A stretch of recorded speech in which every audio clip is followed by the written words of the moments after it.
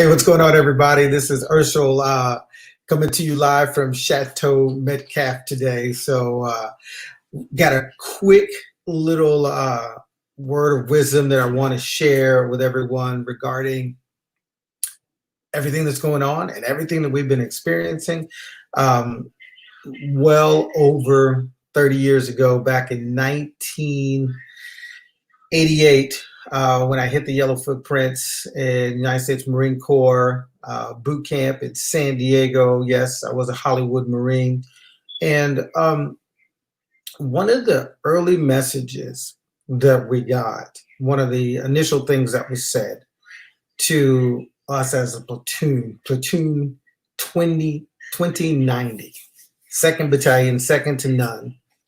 And the drill instructor said to us, you men, well, they probably didn't call us men. They probably called us some sort of worthless, slime piece of something. But they said, you guys are going to be real smart or you're going to be real strong. And what they meant by that was either you're going to figure this out, you're going to learn how to work together, you're going to be focused and dedicated on getting the job done, on depending on one another and overcoming any differences, any challenges, maximizing your strengths, minimizing your weaknesses. And as a group, you're going to learn to do things well and to bond and to become one, to become a band of brothers, to become part of this amazing fraternity called the United States Marine, world's finest fighting force. Or you're going to spend all of your time doing push-ups and mountain climbers and running and cleaning up the squad bay that we just destroyed. And you're going to expend all of your time doing all of these other things. It's going to make you real strong physically until you get smart and you learn to work together. It's a great lesson. And the only thing that I have that differs from that as far as life in general is I think that the real goal should be to be real smart and real strong, not just one or the other, or not smart because you didn't have to do a lot of push-ups. I think we should do a lot of push-ups. We should do a lot of things that make us strong physically, but we need to be strong and we need to be smart mentally as well.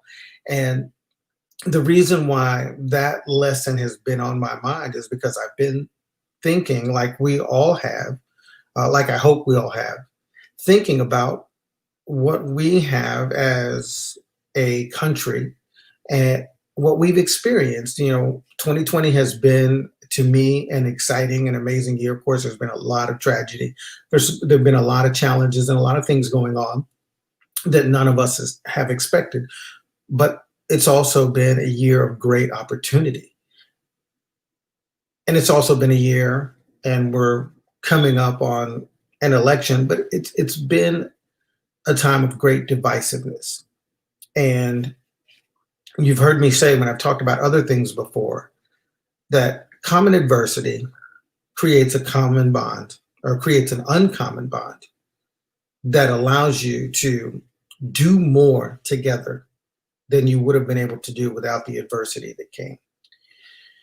And, I've talked about that, about, some of the experiences that I had where, again, that's what Marine Corps boot camp was all about. It's about putting people into an adverse situation together and figuring it out, becoming really smart in the process of becoming really strong and accomplishing things that you could not accomplish by yourself.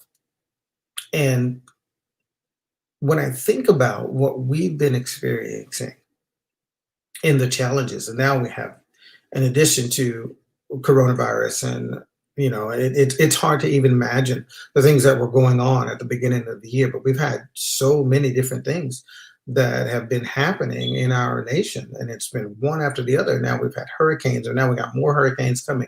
We got wildfires in Carolina, and we're approaching 200,000 people that have died as a result of the coronavirus and the impact on our economy, and businesses shut down. My wife is going to order from a place that we really like, a California Pizza Kitchen, just a few days ago, and to find out that almost all of them have closed down. And so businesses are closing down. We're still figuring out the school thing. You know, my kids are still upstairs doing school right now, being impacted by the fact that, you know, for whatever reason, my headphones weren't working. So I'm talking to you ambiently, and they're trying to do their meetings upstairs while I'm down here talking to you. And so, um, so much has happened and so much has changed, and all of this adversity has come. And here's what concerns me. This is why I've been thinking about that wisdom from our drill instructors, and probably every, you know, Marine drill instructor in the history of instructing Marines through drill has been around, has shared something to that effect. You're going to be real smart, or you're going to be real strong. You're either going to take this adversity and you're going to learn and work together and depend on each other. You're going to become a cohesive unit. You're going to become better together than you could be individually. You're going to be able to do things as a unit that you would never have imagined that you would be able to do. And individually, you'll all be better. Individually, you'll all come out stronger on the other side.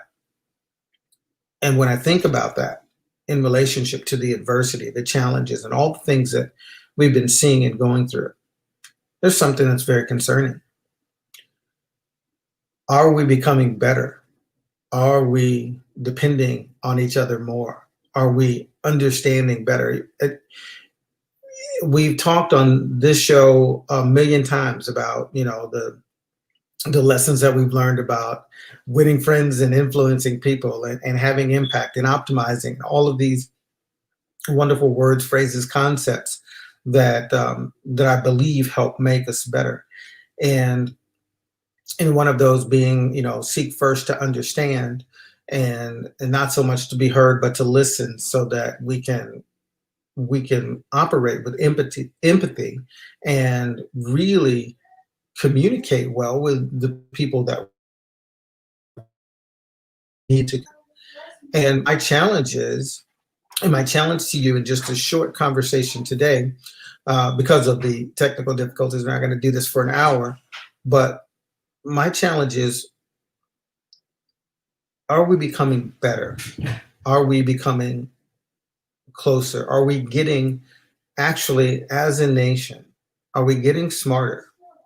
Um, and if not, what level of adversity is it going to take? What challenges are we going to need to see? You know, I was in a meeting a little over a month ago, and this was an investment meeting. And someone said that, you know, in November, if this happens and that happens, we're going to have another civil war, emphatically declaring that there was going to be a civil war based on, you know, the upcoming election. And, you know, and this person was, you know, serious and felt informed on that situation. Maybe they're right. I don't think so. I don't think, you know, maybe they even understand really the magnitude of what that would mean in today's circumstance. But here's what I do know is that if we choose to look at the circumstances that we're going through, and if we accept them in the reality that we are in this together, we are all in this together. Um, I don't know. I haven't seen any statistics. I haven't seen any reports or any data on the number of Democrats versus the number of Republicans that have died because of coronavirus. I haven't seen any numbers based on political affiliation. I haven't seen any data based on religious beliefs, on businesses that have been closed as a result of what we've experienced in our nation. I haven't seen any particular divisive issues when the hurricanes or the wildfires or anything that is impacting us on that scale. I haven't seen anything that says if you're this or if you're that, this situation is worse for you. Um, all the challenges that we're facing, they're non-discriminatory. They are equal opportunity challenges that we're facing. They, they, the challenges, the opposition is treating us all the same. Race, creed, color, religion, country of origin, first language, all of those things that could and would be and are divisive, all the challenges we're facing, they don't really care. Coronavirus doesn't care. Hurricane Sally or whichever one's in the Gulf right now, getting ready to pound our brothers and sisters in South Texas and Louisiana, and Lord, they've had enough. Um, doesn't care about any of those things. Several years ago when we had hurricanes, and some of you heard the story, my aunt and uncle, my mom's oldest sister, lives in Port Arthur, Texas. And I got a message I saw a message from my cousin who lives in Austin, their only daughter, who was reaching out for help because her father's back had gone out. He was in the bed, couldn't get out. And their home was flooding. They were still there. The water was reaching the level of the bed. My Aunt Jean could not get him out of the bed. And I mean, literally, I saw pictures, and the water was getting up to the hood of their cars outside the house. We made a couple of phone calls. There was a Marine named Derek Evans, listens to the show from time to time. Just started a new business, car wash business, looking for investors if you're interested, and rang him up, and he was 15 minutes out, 15 minutes away from my aunt and uncle's house in Port Arthur. He went down there, took his gear, took his boats and everything else, and they were going down to help. And he was 15 minutes away from my aunt and uncle's house. And he asked for an address. He got the address. He got their names, went to their house. We have pictures and videos of him going in and pulling them out, rescuing their dog. And he even went back in when he realized that the house was probably going to be totally wiped out. Even after he got them secured, he went back in and saw a huge family picture and thought this is something they'd probably like to preserve, and he pulled that out. And in that adversity, in that situation, that Marine, again, he didn't ask who they voted for. He didn't ask, what church they went to. He didn't ask any of those things. He asked what he needed to know to get in and get the job done. And when I look at where we are now and the divisiveness, I would be lying if I said it didn't bother me at times, except I honestly believe that, like for a lot of people, individually, collectively, we come out of this on the other side, smarter and stronger. But not if we continue to be divided in everything that we do.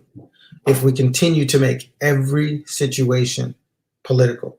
If we continue to find ways to ignore the reality of other people's circumstances, ideologies, and situation, and only think about things in the way that they impact us or the way that we are predisposed to thinking. We have to be better than that. We have to be smarter. And by being smarter, I think that's the only way that we become stronger. Because everything that we believe, no matter which ideology you have, I've never run across anyone that has an ideology that says the more divided you are, the better you'll be. I've never heard someone say, if we'll just argue more and not come to resolution, if we'll polarize more, we will just absolutely achieve our maximum potential. I've never heard anyone say that. My question is, do we need more adversity? Do we need more challenges? Do we need more disasters? Do we need more death? Do we need more hatred? Do we need more riots? Do we need more of the things that none of us say we want to become who we really believe that we should be and that we could be? I don't think that's what we need. I think we need to open our eyes and take a look at the situation and the circumstances. We need to get beyond some of the things, the little things, because it's the little things that divide us. You know, there's a passage in the Bible that says it's the little foxes that spoil the vine. So many of the things that we hear, these talking heads that benefit from controversy and division. That's what they've made their career off of. And they come from every side. Everything that I hear them talking about, they're the little things. And the bigger things, the things that are most important, the life, liberty, and the pursuit of happiness. We all agree on that. We all want the same thing. We all want the same thing for our children and our grandchildren, our neighborhoods, our communities, our schools. If we're going to be smart, we're going to focus on those big things. If we're going to be strong, we're going to do it together. And that is what's going to allow us to come through these experiences and be more than we ever imagined and more than we ever dreamed. My name is Urshel Metcalf, and I believe that we can be real smart, real strong, and that all the things that we're seeing and experiencing will make us even better. I hope you have a great day and a great week. I'm going to write about this on Medium because there's a few other things that I want to say, and I want you to check that out. But have an amazing week, and we'll see you next week. This is Urshel Speaks, and I'm out.